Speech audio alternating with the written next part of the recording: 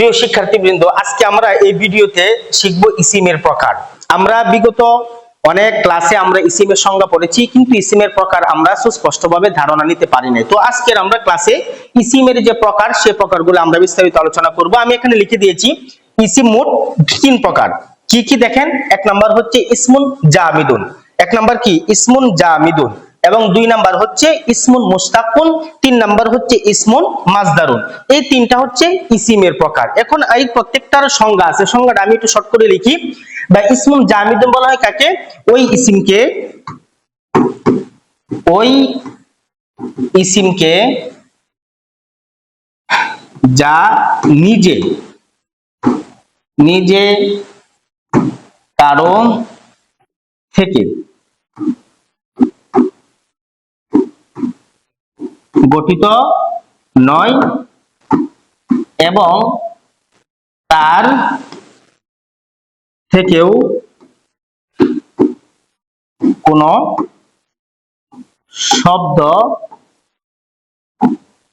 গঠিত হয় না।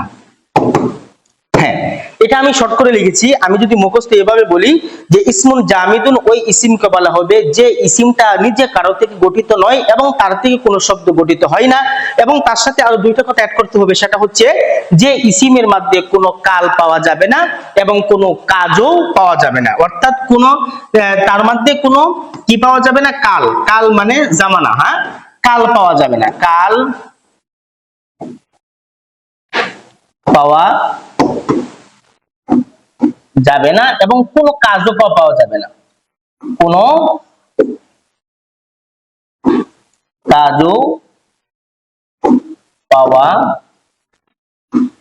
যাবে না ইত্যাদি। তাহলে আমি এখানে যেটা লিখেছি সংজ্ঞাটা আমি মুখস্থ বলি এইভাবে যে ইসমুন জামিদুন ওই ইসিমকে বলা হবে যে ইসিম নিজে কারো থেকে গঠিত নয় এবং তার থেকে কোনো শব্দও গঠিত হয় না, এবং যে ইসিমের মধ্যে কোনো কালো পাওয়া যাবে না এবং কোনো জামানাও কোনো কালো পাওয়া যাবে না এবং কোনো কাজও পাওয়া যাবে না। যেমন দেখেন, উদাহরণ হচ্ছে যেমন আমরা যে সমস্ত শব্দ বলে থাকি, বাকরুন একটি ব্যক্তির নাম, বাকরুন, মাসজিদুন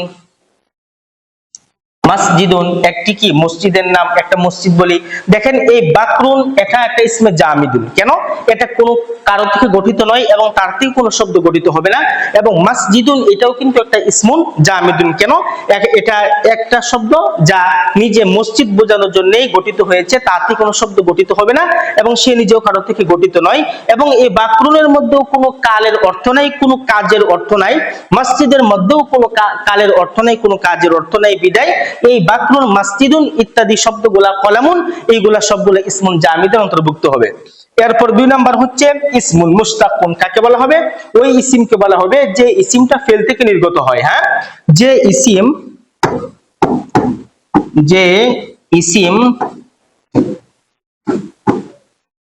ফেল থেকে নির্গত হয়। বাস, যেমন একটা উদাহরণ দিই ইসমুন মুশতাকুনের, যেমন কাতিবুন অথবা নাসিরুন। দেখেন এখানে যেখানে এই কাতিবুন এটা কিন্তু ইসমুন মুশতাকুন। কেন? এটা তাকতুবু ফিল মুজারে থেকে গঠিত হয়েছে। আবার নাসিরুন এটাও ইসমুন মুশতাকুন। কেন? এটা তানসুরু ফিল মুজারে থেকে গঠিত হয়েছে। এবং এখানে দেখবেন এই যে ইসমুন মুশতাকুনের মধ্যে কি আছে, একটা এরকম ভাবে এখানে কি আছে, কাতিবুন নাসিরুন। এখানে এক কথায় আমরা বুঝলাম এই কাতিবুন নাসিরুনটা ফিল মুজারে থেকে গঠিত হয়েছে, বিদায় এর নাম হচ্ছে কি ইসমুন মুশতাকুন। এরপরে আমরা 3 নাম্বার প্রকারটা আমরা যদি ক্লিয়ার করি যে ইসমুন মাজদারুন, অর্থাৎ এমন ইসিমকে বলা হবে, আমি যদি একটু বলে দেই যে এমন ইসিমকে বলা হবে যে ইসিম নিজে কারো থেকে গঠিত নয়, তবে তার থেকে অনেক শব্দ গঠিত হয়। এমন ইসিম যে নিজে কারো থেকে গঠিত নয়, তবে তার থেকে অনেক শব্দ গঠিত হয়। অর্থাৎ ইসমুল মাসদার কাকে বলে? এমন ইসিমকে বলা হবে নিজে কারো থেকে গঠিত নয়, তবে তার থেকে কি হবে? অনেক শব্দ গঠিত হবে। যেমন আমি একটা উদাহরণ দিচ্ছি, যেমন আন-নাসরু মাসদার, এই যে আন-নাসরু, আন-নাসরু এটা একটা ইসিম। আবার আল ফিআলু এটি ইসিম। আন-নাসরু ইসমুল মাসদার, আল ফিআলু ইসমুল মাসদার। তাহলে আমি কি বলছিলাম যে নিজে কারো থেকে গঠিত নয়, তবে তার থেকে অনেক শব্দ গঠিত হবে। যেমন এই আন-নাসরু থেকে নাসারা ফেল মাজি সিগা, আবার ইয়ানসুরু ফেল মুজারি সিগা নির্গত হয়েছে। ঠিক তেমনি ফাআলা থেকে আল ফিআলু থেকে ফাআলা ইয়াফআলু, এই ধরনের সিগা কি হবে? গঠিত হবে। এবং এর সাথে আরেকটা জিনিস অ্যাড করি যে এই ইসমুল মাসদারের মধ্যে কাজের অর্থ পাওয়া যাবে, যদিও কাল পাওয়া যাবে না। তো দেখেন আন-নাসরু কাজের অর্থ কি? সাহায্য করা। আল ফিআলু অর্থ কি? করা। তাহলে সাহায্য করা এটা কিন্তু একটা কাজ। সুতরাং আমরা বুঝতে পারলাম যে ইসমুল মাসদারুন এমন ইসিমকে বলা হবে যে ইসিম নিজে কারো থেকে গঠিত নয়, কিন্তু তার থেকে অনেক শব্দ গঠিত হয়, এবং যে ইসিমের মধ্যে কোনো কাজের অর্থ পাওয়া যাবে সেটাকে ইসমুল মাসদার বলা হবে।